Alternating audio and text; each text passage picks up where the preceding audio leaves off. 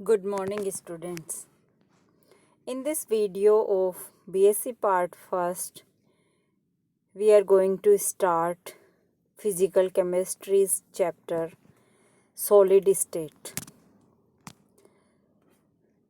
देखिए, जो कोई भी सब्सटेंस होता है वह 3 तरह की फिजिकल स्टेट्स में पाया जा सकता है: solid, liquid and gaseous state. इनके अलावा भी पदार्थ की एक और अवस्था ज्ञात है जिसे हम कोलोइडल स्टेट कहते हैं, परंतु मुख्यतः पदार्थ 3 अवस्थाओं में पाए जा सकते हैं: ठोस अवस्था, द्रव अवस्था और गैस अवस्था। पदार्थ के जो गैसीय अवस्था में अणु होते हैं वो एक दूसरे से बहुत दूर दूर होते हैं और उनके बीच में खाली स्थान भी बहुत अधिक होता है, जिसके कारण से वे फ्रीली घूम सकते हैं। अतः उनका आकार व आयतन दोनों ही स्थिर नहीं होते। पदार्थ की द्रव अवस्था जब आती है तो पदार्थ के जो कॉन्स्टिट्यूएंट पार्टिकल्स हैं, अवयवी कण हैं, उनके बीच में जो फ्री स्पेस है वो काफ़ी कम हो जाता है, अट्रैक्शन फोर्सेस बढ़ जाते हैं। फ्री स्पेस कम होने के कारण लिक्विड स्टेट के कॉन्स्टिट्यूएंट पार्टिकल्स का मोशन कम हो जाता है, इसलिए उनका आकार स्थिर नहीं रहता, लेकिन इनका आयतन स्थिर रहता है। और सॉलिड स्टेट में कॉन्स्टिट्यूएंट पार्टिकल्स के बीच अट्रैक्शन फोर्स और अधिक हो जाता है, जिससे वे दृढ़ता से पैक हो जाते हैं और बिल्कुल भी गति नहीं कर पाते हैं। अतः इस समय इनका आकार और आयतन दोनों ही स्थिर हो जाते हैं। तीनों स्टेट्स के यहाँ पे डायग्राम दिए गए हैं। सिंपलेस्ट चीज़ या simplest concept about solid, liquid and gaseous state. Now अब हम देखते हैं कि जो ये ठोस पदार्थ होते हैं, सॉलिड सब्सटेंसेस होते हैं, इनकी जो सॉलिड स्टेट होती है वह भी 2 टाइप्स की होती है। First is crystalline solid and second is amorphous solid. Crystalline solid ऐसे ठोस पदार्थ होते हैं जिनकी एक निश्चित क्रिस्टल स्ट्रक्चर होती है। जैसे कि शुगर है, शुगर को हम देखते हैं, शुगर की क्रिस्टल शेप निश्चित होती है, सॉल्ट की क्रिस्टल शेप निश्चित होती है। तो ऐसे सभी पदार्थों को जिनकी क्रिस्टल शेप या स्ट्रक्चर एक डेफिनेट शेप होती है, उसे हम क्रिस्टलाइन सॉलिड कहते हैं। ये जो क्रिस्टलाइन सॉलिड होते हैं ये काफ़ी कठोर होते हैं और असंपीड्य होते हैं। एक्सरे एनालिसिस द्वारा ये पता चला है कि इनमें जो कॉन्स्टिट्यूएंट पार्टिकल्स हैं उनकी एक फिक्स ज्योमेट्री होती है, एक निश्चित संरचना होती है और इन्हीं को वास्तव में रियल ठोस कहा जाता है, रियल सॉलिड कहा जाता है। और इनमें जो अट्रैक्शन फोर्सेस हैं कॉन्स्टिट्यूएंट पार्टिकल्स के बीच में वो लॉन्ग रेंज के होते हैं, काफ़ी दूरी तक ये वर्क करते हैं।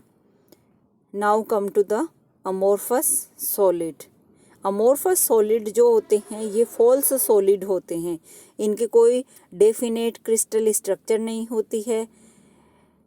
ये कठोर भी होते हैं लेकिन असंपीड्य होते हैं। असंपीड्य का मतलब होता है कि उसको और अधिक प्रेस करने पर उनके आयतन में और कमी ना हो। अमोर्फस सॉलिड के एग्जाम्पल देख सकते हैं अपन, ग्लास है, प्लास्टिक है, रबर है, रेजिन है, ये सभी अमोर्फस सॉलिड के अंतर्गत आते हैं। अमोर्फस सॉलिड को किस प्रकार से बनाया जा सकता है? जैसे कोई लिक्विड स्टेट में कोई सब्सटेंस होता है, सडनली उसका वेरी लो टेम्परेचर कर दिया जाता है जिससे वो जम करके सॉलिड स्टेट में चले जाते हैं।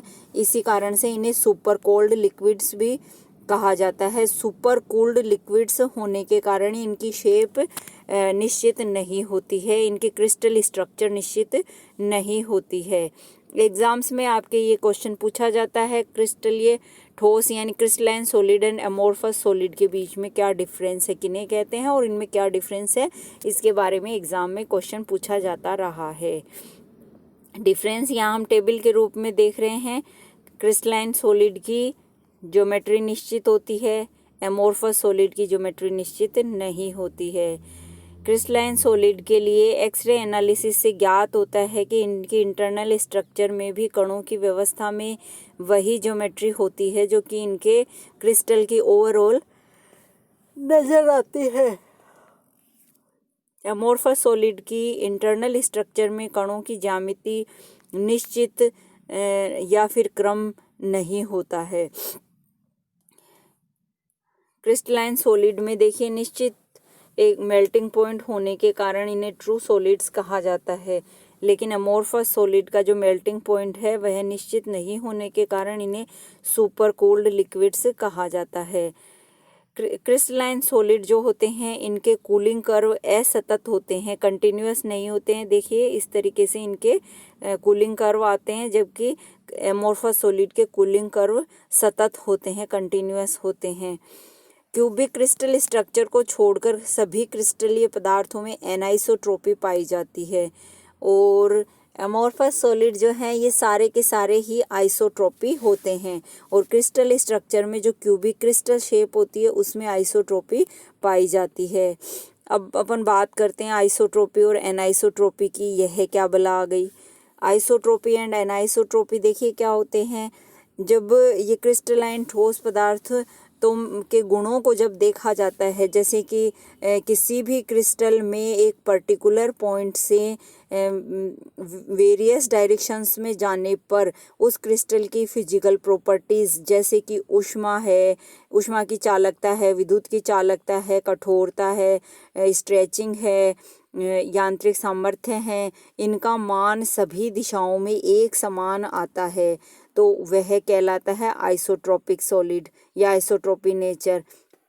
और एनाइसोट्रोपी का मतलब होता है कि क्रिस्टल में एक पर्टिकुलर पॉइंट से अलग अलग दिशाओं में इन फिजिकल प्रॉपर्टीज़ को मेज़र करने पर उनकी वैल्यू डिफरेंट आती है तो वह कहलाता है एनाइसोट्रोपी नेचर। वास्तव में जो ग्लास होता है ये एक ऐसा सॉलिड होता है जिसका अपवर्तनांक अगर ज्ञात किया जाता है तो प्रत्येक दिशा में ही समान होता है। ऐसे पदार्थ को हमने क्या कह दिया, आइसोट्रोपिक कह दिया और उनका यह गुण समदेशिकता कहलाता है या आइसोट्रोपी कहलाता है। और सभी जितने भी क्रिस्टलीय पदार्थ होते हैं वे सभी आइसोट्रोपिक होते हैं और साथ ही क्रिस्टलीय पदार्थों में क्यूबिक क्रिस्टल जो होता है वह आइसोट्रोपी शो करता है। यदि हम ऊष्मा, विद्युत चालकता, कठोरता, अपवर्तनांक, तनन आदि गुणों का मेजरमेंट क्रिस्टलीय पदार्थों में करते हैं भिन्न भिन्न दिशाओं में तो वह पदार्थ एनाइसोट्रोपिक कहलाता है और उनका यह गुण एनाइसोट्रोपिक कहलाता है।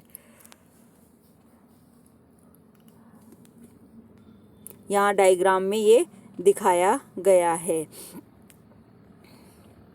बी पॉइंट की तरफ जाने पर तथा क्यू पॉइंट की तरफ जाने पर गुणों में परिवर्तन अलग अलग प्रकार से हो रहा है, अतः ये एनाइसोट्रोपिक पदार्थ हैं। Now come to the polycrystalline solids. देखिए कुछ सॉलिड ऐसे होते हैं जिनके खुद की ही एक बड़ी क्रिस्टल शेप होती है, लेकिन कुछ सॉलिड ऐसे होते हैं जो बहुत छोटे छोटे साइज़ के पर्टिकुलर शेप के क्रिस्टल्स के बने हुए होते हैं। इन ठोस पदार्थों को चूर्ण या पिंडों के रूप में पाया जा सकता है या देखा जा सकता है और इनका व्यवहार क्रिस्टलीय ठोस के समान होता है, लेकिन जब इनको माइक्रोस्कोप से हम देखते हैं तो क्रिस्टलाइन नेचर इनकी मिलती है। इन पदार्थों को ही क्रिस्टलाइन सॉलिड पदार्थ कहा जाता है और ऐसे ठोसों को माइक्रोक्रिस्टलाइन या पॉलीक्रिस्टलाइन सॉलिड भी कहा जाता है। पिंड या चूर्ण के रूप में छोटे छोटे क्रिस्टल अव्यवस्थित रूप से एकत्रित रहते हैं और इसी कारण पिंड या चूर्ण के रूप में ये ठोस आइसोट्रोपी दर्शाते हैं, जबकि सिंगल क्रिस्टल एनाइसोट्रोपी दर्शाता है। और ये जो मेटल्स होते हैं वो कभी कभी पॉलीक्रिस्टलाइन सॉलिड के रूप में पाए जा सकते हैं। नेक्स्ट वीडियो में हम बात करेंगे क्रिस्टल स्ट्रक्चर्स की। वेरियस क्रिस्टल्स की जो क्रिस्टल स्ट्रक्चर्स होती हैं उसका निर्धारण किस प्रकार से किया जाता है, उन क्रिस्टल स्ट्रक्चर में क्या क्या प्रॉपर्टीज़ देखते हैं, उसके बारे में हम स्टडी करेंगे नेक्स्ट वीडियो में। Thank you.